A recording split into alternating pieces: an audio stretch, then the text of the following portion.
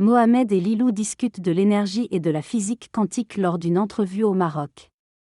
Mohamed, initialement ingénieur météorologiste, s'est formé au coaching en 2011. Il explique que la physique quantique éclaire la compréhension de l'énergétique, qui existe depuis longtemps.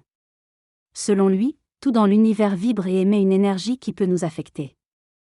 Il souligne l'importance de la conscience dans la gestion de ces interactions énergétiques pour éviter d'être submergé par des énergies négatives extérieures. Il est parfois difficile de filtrer les émotions des autres qui nous envahissent, car même si on croit contrôler nos propres émotions, celles des autres peuvent nous submerger. Mettre de la conscience et de la compréhension dans nos interactions avec les autres peut aider à ne pas se laisser envahir par leurs émotions.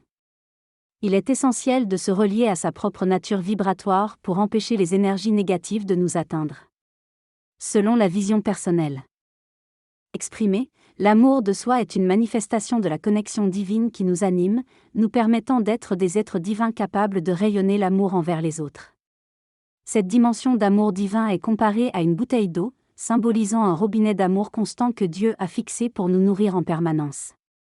La clémence et la bonté divine sont rappelées comme des piliers essentiels dans la spiritualité musulmane, encourageant à faire des actes positifs pour compenser les fautes commises. L'être humain est parfait dès sa naissance, mais il subit des conditionnements dès le ventre maternel qui peuvent altérer cette perfection. Des blessures émotionnelles et des attentes extérieures peuvent vider sa bouteille d'amour, le poussant à chercher vainement la validation des autres.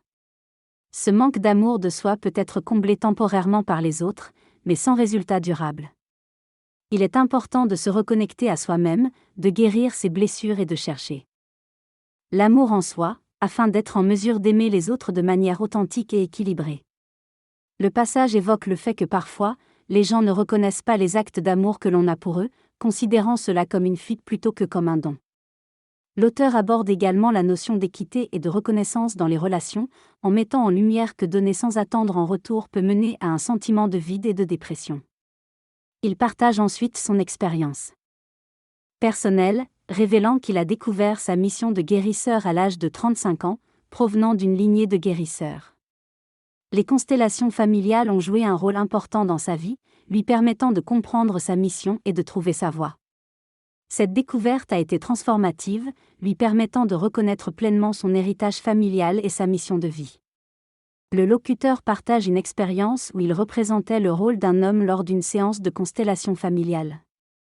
Elle décrit un moment où une femme a choisi un homme pour représenter son père, et il s'est avéré que cet homme avait vécu une histoire similaire à celle du père de la fille. Cette synchronicité émotionnelle l'a profondément touché.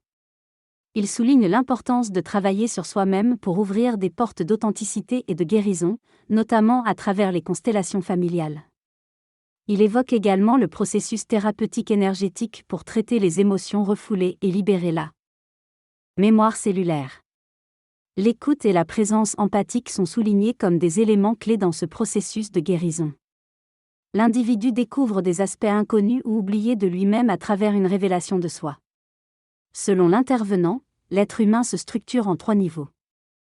Le premier niveau repose sur la foi et la peur, ingrédients fondamentaux qui traduisent un sentiment de sécurité et de protection divine. Les relations familiales et éducatives déterminent notre compréhension d'eux. L'amour et influencent notre éducation. L'autocritique et la prise de responsabilité sont primordiales pour guérir ses blessures et orienter sa vie. À travers une approche thérapeutique énergétique personnalisée, l'intervenant accompagne les individus dans un processus de transformation. Il souligne l'importance de tester diverses approches pour trouver celle qui nous correspond. En partageant sa fréquence vibratoire, le thérapeute peut aider les autres à surmonter leurs douleurs. Enfin, il évoque 4 étapes clés dans la vie humaine, avec une emphase sur la renaissance et le potentiel de guérison grâce à l'énergie et à l'amour. Les propos de Stanislas Grof sur la thérapie à travers la respiration ont inspiré une approche énergétique basée sur la visualisation. Lors d'une séance, le thérapeute réduit sa propre vibration pour se connecter à celle du client. En se plaçant dans une posture d'empathie, le thérapeute guide le client à revivre des moments clés comme sa naissance, afin